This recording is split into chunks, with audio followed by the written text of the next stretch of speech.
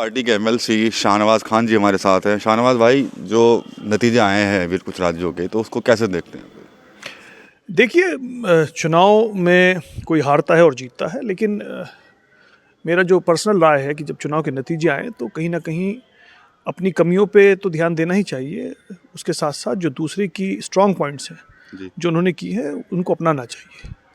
जिस तरह से कांग्रेस का साथ नहीं मिल पाया, आपस में भी सपोर्ट नहीं मिल पाई, अगर मध्य प्रदेश की ही बात करें, मध्य प्रदेश में भी लगातार एक्टिव थे आप लोग, समाजवादी पार्टी पूरी तरह एक्टिव थी, तो क्या रहेगा आगे, इसका कितना असर पड़ेगा इंडिया गठबंधन पर भी और अन्य चीज़ों पर भी?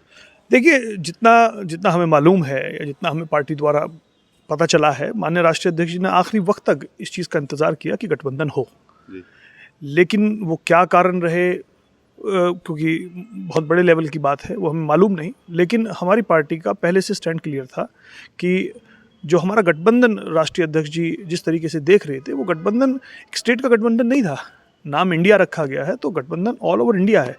और मध्य प्रदेश में हमारे पहले भी विधायक रहे हैं और पार्टी वहाँ एक बहुत मजबूत स्थिति में है। मैं ये मान सकता हूँ कि अगर ये गठबंधन हो जाता, गठबंधन ना होने से सीटों का नुकसान तो होता ही होता है, उसके अलावा जो एक परसेप्शन बनता है, वो परसेप्शन में कहीं ना कहीं डेंट आता है, जिसकी वजह से नुकसान हुआ है।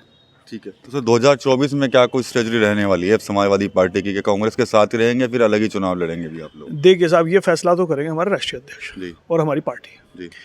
जहाँ तक की बात चुनाव की आती है, समाजवादी पार्टी एक मजबूत विपक्ष है उत्तर प्रदेश के अंदर। जी। यहाँ अगर दो लाइन में बात कही जाए तो गठबंधन की क्या शक्ल होगी वो तो एक अलग बात है, लेकिन यहाँ जितनी भी पार्टियाँ हैं उनको हमारा साथ देना चाहिए, क्योंकि यहाँ हम स्ट्रॉन्ग प्लेयर हैं। अगर आप बंगाल की बात करते हैं तो वहाँ ममता जी स्ट्रॉन्ग प्लेयर हैं। तो जो इसके अलावा और पार्टीज़ हैं उनको यहाँ हमारा साथ देना चाहिए, जब ही रिजल्ट्स पॉजिटिव आएंगे।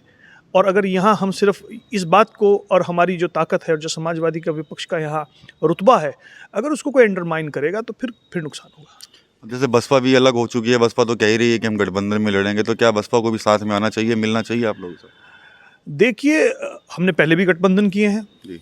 और बहुत संतोषजनक रिजल्ट्स नहीं आए हैं।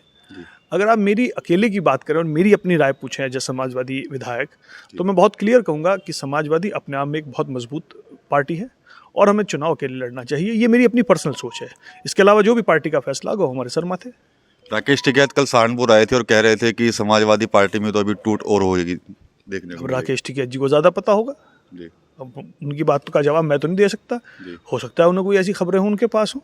समाजवादी ऐसे पहले हर दौर से गुजरी है। समाजवादी का कर्मठ कार्यकर्ता है। राष्ट्रीय अध्यक्ष जी सिर्फ पार्टी का अध्यक्ष नहीं है, वो हर समाजवादी कार्यकर्ता से सीधे जुड़े हुए हैं। तो अब राकेश टिकैत जी क्या कह रहे हैं ये राकेश टिकैत जी को पता होगा।